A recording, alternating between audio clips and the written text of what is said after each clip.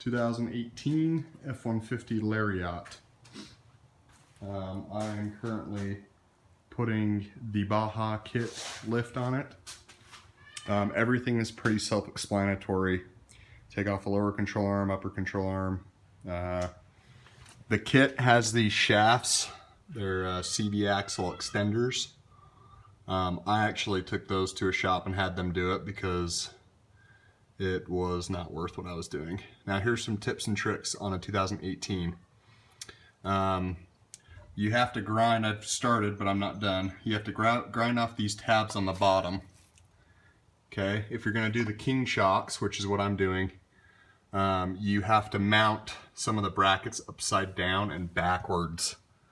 They're not very good at sending the instructions for these, but the opening of the U is actually out, which is silly. And then you do have to drill a hole for the bracket to go through and hold.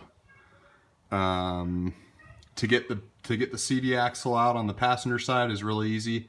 Just tap on it with a pry bar and a hammer, sledge, or smaller. That side's not bad at all. This side is a nightmare.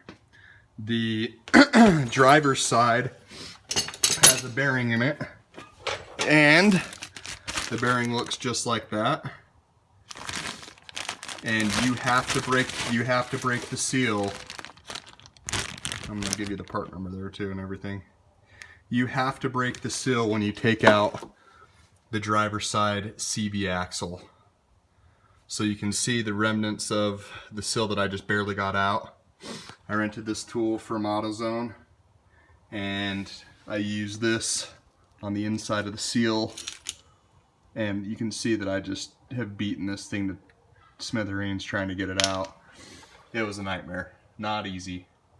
Now I have to press this back in. I'll probably have to go to Home Depot and buy some pipe, some metal pipe or PVC, so that I can fit it back in there, hammered, and so it touches, you know, so it's back as far as it needs to be.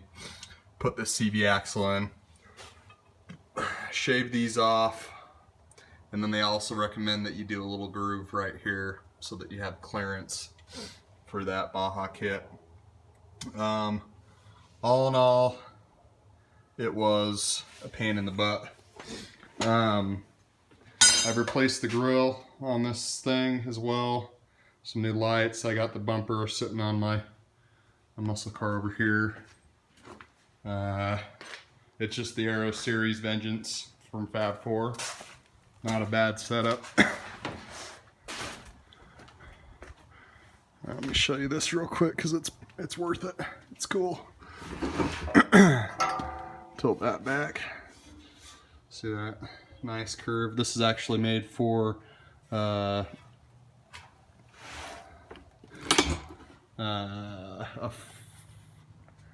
F150, what do they call them? Raptors. I don't know why I couldn't remember that. And then I already got the Fab Four tail on out. You gotta take into consideration that online they try to trick you. The gap here on this bumper is pretty great. However, when you drop that tailgate, you barely clear. So I don't know how or why they do it that way. But it's not awful, but it's not ideal either. Anyways, I got the king shocks on the back. Those were pretty easy. Nothing much to it, 2 bolts. But again, on that driver's side CV axle, it is just a bear, and you fight it and fight it, and it's not fun. Now the control arms, this is another trick I'll teach you. The Baja kits should face forward towards the front of the truck, and you can see the sway bar laying there on the ground. The new control arm does not come with any spot, and I mean 0 spot for the sway bar.